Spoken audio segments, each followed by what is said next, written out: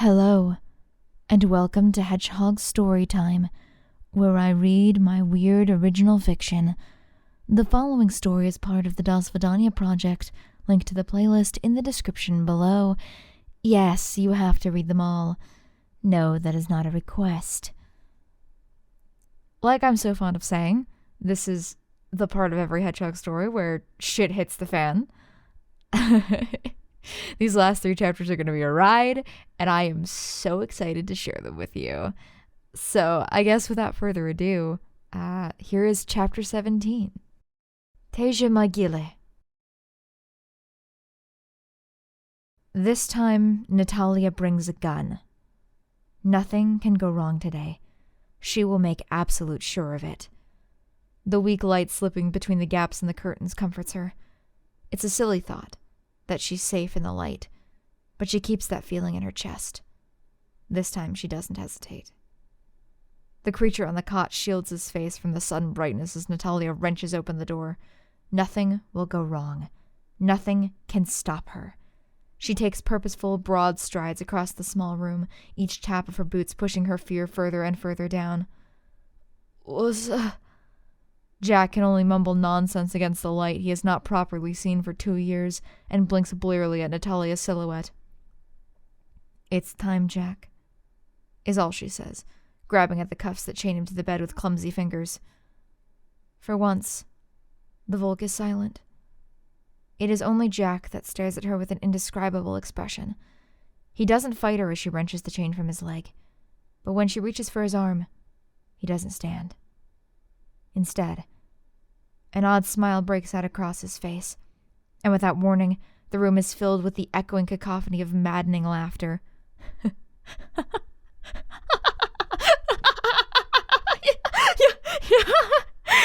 You're really going to do it? He asks in between fits. You know you're not going to succeed, right? I know what you did with my ear, you bitch! Natalia had things prepared to say if this ever happened, if Jack became even remotely lucid again. But she didn't expect it to happen now, of all times. She opens her mouth, then closes it again. She's sorry. She really is, for the creature, the thing less than man that she's forced him to become. But she can't apologize. Not now. The Volk will take advantage of any emotion she has, twist it into something evil. But Natalia has to say something. I had to. No, you didn't. You may think whatever you like of me, but I'm doing this for my family. Yvonne and Maria shouldn't have to bear the burden of our father's madness. Bullshit. She doesn't know how to respond. I have a sister, you know. Had now, most likely. His orb-like eyes never leave hers. Don't even blink. You helped me send her money, remember? Or have you already forgotten? For the first time in 2 years, Jack's voice is steady. He seems utterly, terrifyingly sane. What makes your family more important than mine? Or maybe she's even more far gone than he is. I can't change what I've already done, she states plainly. All I can do is continue down the path I've chosen. He closes his eyes, as if he can't even stand to look at her. Whore, he mumbles. Even if this is only Jack speaking to her, the Volk has changed him. It doesn't matter. It can't be fixed. She made her choice. Call me whatever you like. Scream at me. Call me a whore. I don't care, but you will come with me right now. She doesn't take the gun out of her pocket, but the click of the safety releasing should be enough to convince him. She's sure. Not just any whore. Despite his eyes being closed, Jack's expression has changed. The great Babylon herself, defiler of men and spreader of corruption. Your family only suffers from your choices. Perhaps Jack has changed the Volk as well. Natalia masks her face, forces herself to stay calm. Maybe they do now, but the good I will bring will be far greater than the evil I cause.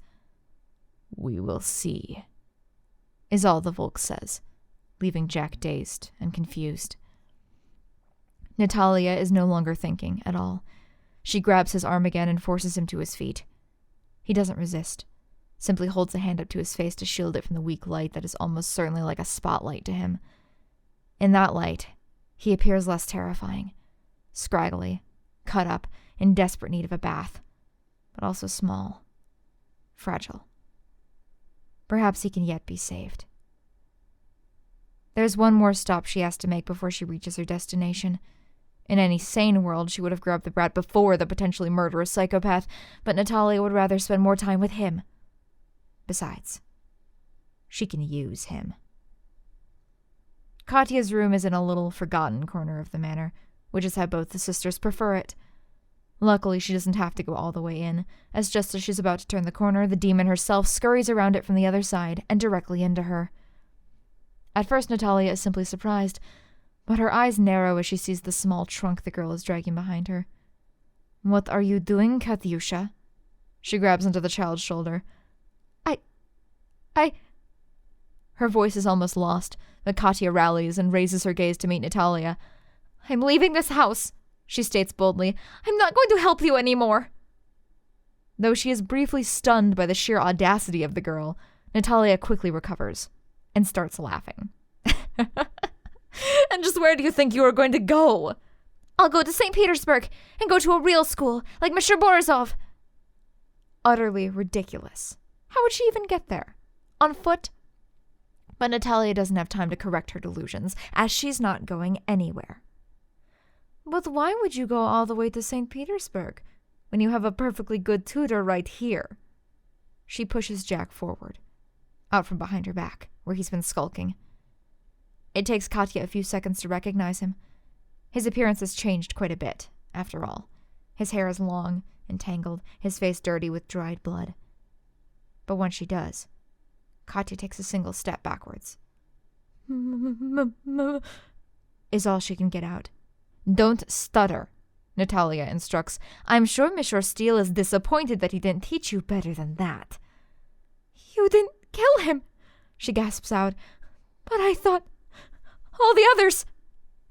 Natalia, though loath to do so, puts a hand gently on the child's shoulder. "As you can see, he's not doing so well. But you can help him. All I need you to do is one more thing for me." "Monsieur Borisov." "That's right." Shifting from foot to foot, Katya seems to struggle. But after a moment, her eyes focus. "I'll come with you," she says, still somewhat hesitant. The corner of Natalia's mouth twitches as she takes note that Katya did not actually agree to help her. But she knows that in the end, the spawn will do the right thing. If she doesn't, there will be consequences. And so, down they go. The girl, the madam, and the madman. Down on a little trip. Back where it all began. For all of them. Back to the cellar. Mishka is racing. His feet are racing in a mad tear down the labyrinthian corridors of the manor. He needs to make it to his room as quickly as possible. If Maria reaches Ivan before he does, then his life may very well be forfeit. More importantly, though, his mind is racing. How did she know? How could Maria know in such vivid detail the exact specifics of that day when Ivan himself didn't? Unless that was a lie. It all seems so convenient. Maybe the entire family is in on it. Maybe they've lured him here and now plan to finish him off. The final loose end to Ivan's crimes tied in a neat little bow. But she seems so innocent, so surprised when he panicked. And all those little moments, the ball, listening to her play the piano, are those all lies as well? Yet even if they are, why does he care this much? He can't think. His mind is being pulled 100 different ways. Mishka can't afford this now. It doesn't matter. Right now, he has to focus entirely on the task at hand, retrieving his pistol from his trunk and killing Ivan. Any grand plans of perfect revenge are out the window. If he doesn't do it now, he will never get another shot. He doesn't even notice Ada standing in front of his room until he nearly runs into her. Even when he does, he just pushes her aside and yanks the door open. Mikhail, she says, following him inside. We need to talk. There's no time, he responds, automatically tearing into the bedroom. But it seems like she either hasn't heard him or doesn't care, for she continues speaking anyway. The Volkovs are planning something, and it's happening today. Mishka flings open his trunk and begins throwing things out left and right. Why now, of all times, could he not find that pistol? Yes, he says, not really paying attention. I know. Wait, she pauses. You do? There it is, fully loaded and ready to complete its mission. Finally, he looks back at Ada. They're going to kill me, of course. What? She looks utterly flabbergasted. They've known who I am the whole time, so they lured me here so that no one will know about the dirty past of the precious nobility. He stands again and walks out of the room. Calmer now. But, hold on, that makes no sense. Ada trails after him. If that was their plan, why wait so long? Plus, I heard Natalia and Maria talking last night. Something about Jack. She can't keep following him. She'll get hurt. So Mishka turns on his heel to face her. I'm going to end all of this now. He says, once I'm done, I'll help you and your brother get out of here. Go to the North Wing. I'll meet you there. It's just an excuse to get her to leave. He has no idea whether he'll even be alive to help her after he's done. But regardless of if she believes him or not, Ada nods and runs off. Mishka has no idea what he could do to help her, but he'll figure that out when he gets to it. Somehow, he doubts he'll have to. He has his own problems to deal with. No doubt Ivan is waiting for him somewhere. He's not the type to try to take him by surprise. He'll probably even give him a free shot. So where does that leave him? Waiting somewhere big, no doubt, and open, so that Mishka has no hope of finding any sort of cover. The same will be true for Ivan, of course, but no doubt he's confident in his aim. The ballroom, he thinks. That might just be it. Especially if he shares the predisposition for the dramatic that the rest of the family has. It's large, open, and Ivan will have the advantage of range. Mishka knows that he can't aim for shit. Ivan probably knows it too. Mikhail. Mishka barely hears her voice. He's so focused on his goal, and she speaks so softly that he nearly misses it. But waiting just around the corner, right outside his destination, is Maria. She looks small, scared, clutching her arms to her chest. Mikhail, she repeats, taking one small step towards him. What are you doing with that gun? He stops walking as the tremor in her voice sends a needle into his chest. Shouldn't you know? He grits his teeth, choking down the pain. Since it seems you know so much about me. I only know what I saw, she insists, eyes watering up. Please just put the gun down and we'll talk. You said you saw all that in a dream? Mishka shakes his head. That's not possible. But that's what happened. I don't know what else to tell you. She's crying now. He wants her to stop. He wants her to be a bad person so that he can kill her brother with no regrets. But each sob tugs a thought at the back of his mind forward. Maybe she's not. Maybe she's just a sick girl. Here's what I think. He can't back down now. The gun is already warming in his hand. That you've all been working together from the beginning. That you lured me here to kill me. What? That's absurd. So if I open this door, then Ivan will not be waiting for me on the other side. Well, She struggles, then falls silent. For some reason, Mishka can't help but feel a little disappointed. That's what I thought. He takes a step towards the door, raising the gun in a shaking hand. Please! Maria rushes towards him, despite the danger. Please don't kill him! Don't kill my brother! She tries to cling to him, but Mishka throws her off. There's no room for heartache, no room for hesitation. He flings open the door and locks it firmly behind him with a loud boom that echoes across the hall. He can still hear her sobbing on the other side. Most of the large windows of the ballroom are drawn shut with heavy, red curtains, but all the way at the end, there is a single window that has been opened. It casts a striking silhouette on the man in the center of the room. Ivan has been waiting for him. I hope I didn't keep you waiting. Mishka's voice echoes oddly in the wide open space. Actually, you have. Ivan chuckles.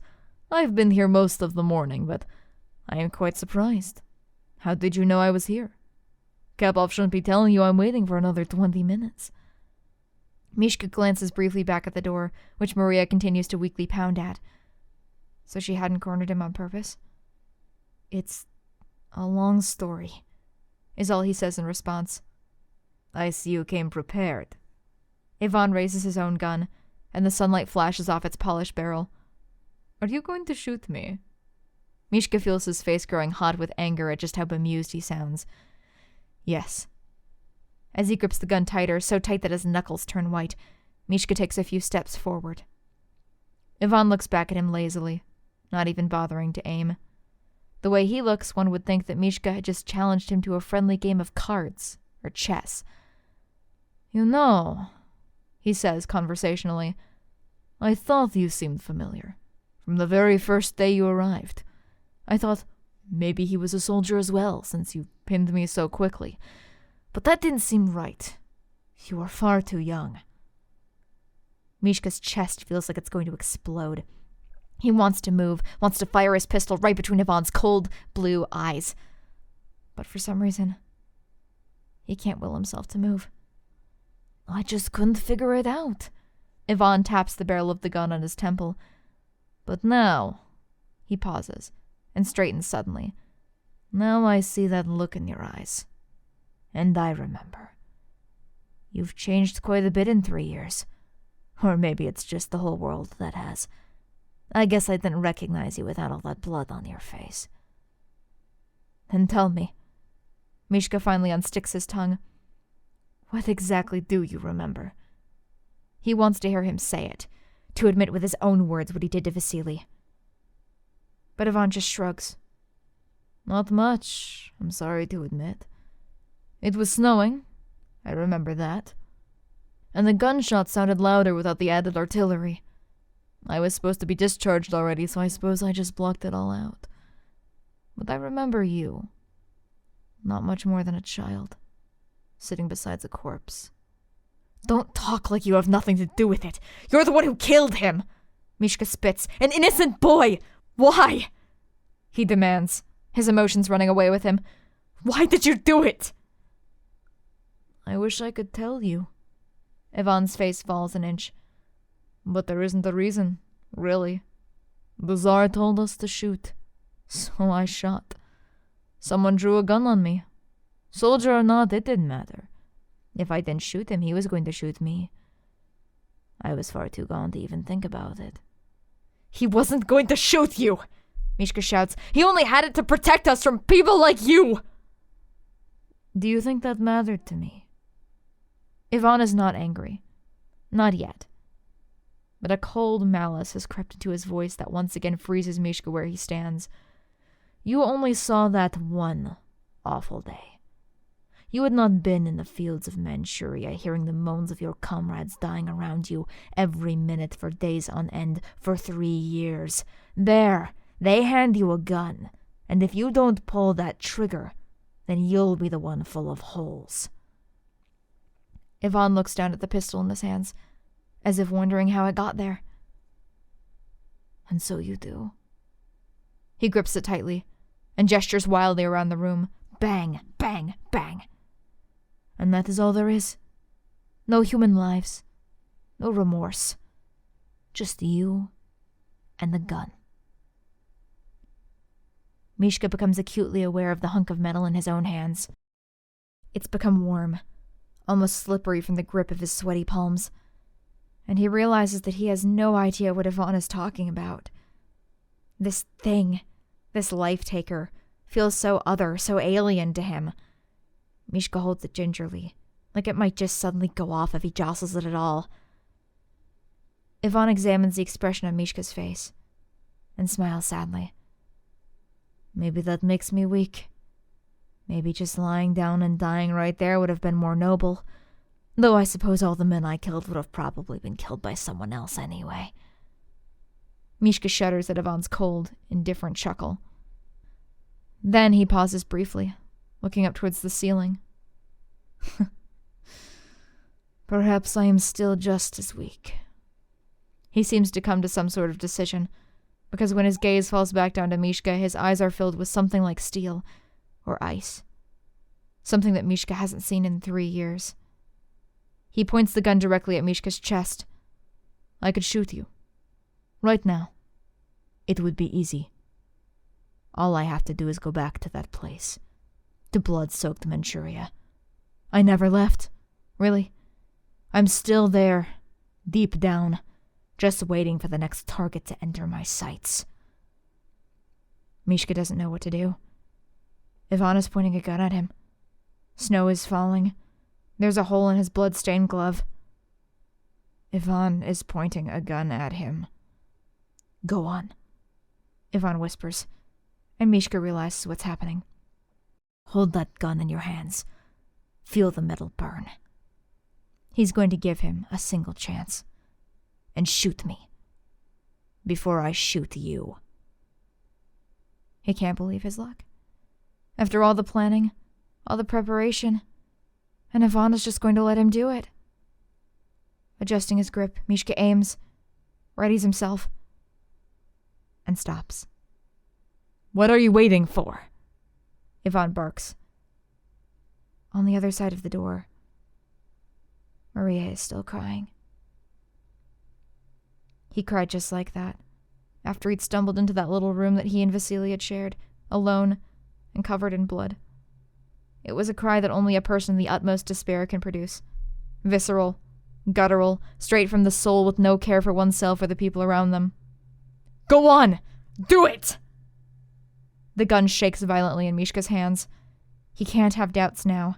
This is what he came here to do. But he does. He does. One pull of that trigger, and Ivan will be dead. It will be painful, both for him and the people around him. The light will leave his eyes, and it will never return. That will be Mishka's doing. That blood will be on his hands. Shoot, damn it! Shoot, you son of a bitch! But Vasily, think of Vasily. If he fails now, his death will be in vain. A pointless, stupid death. But Vasily didn't leave him all that money for revenge. Please! Maria thumps on the door, even louder and more desperate than before. Mishka, please don't hurt him! That's the first time she's called him that. This will hurt her. This will hurt her like it hurt him. She will never be the same, and it will be his fault. Despite his best efforts, despite everything, he truly does care for her. Out there, beyond that door, might as well be worlds away. A girl that he loves is crying. He made her cry. What are you doing? Ivan's face is bone white, and the arm holding his gun aloft is shaking in fury. What is he doing? What are you doing? Ivan's face is bone white, and the arm holding his gun aloft is shaking in fury. What is he doing? What is this act other than a perpetuation of that heinous cycle of hatred and despair? It's not something that Maria wants, nor, he realizes finally, is it something that Vasily would have wanted. He hates Ivan for what he did, more than a soul writhing in the blackest pits of the abyss hates the heavens above. But he can't do it.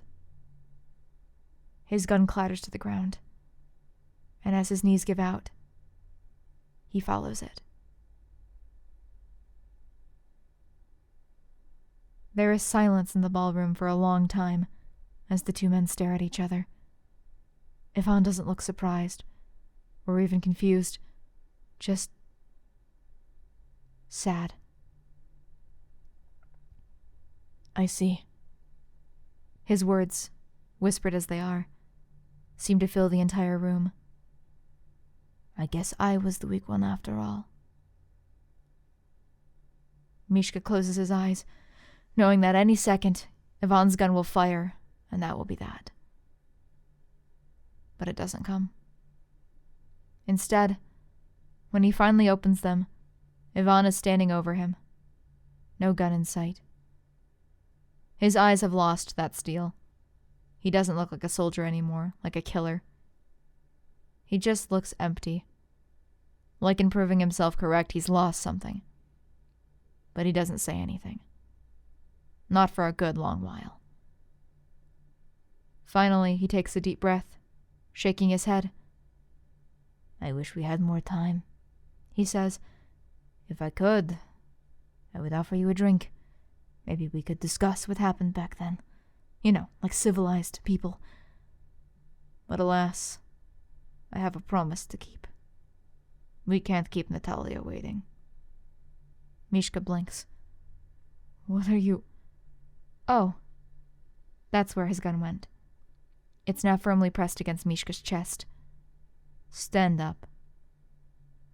Mishka obeys numbly, having absolutely no clue what's happening.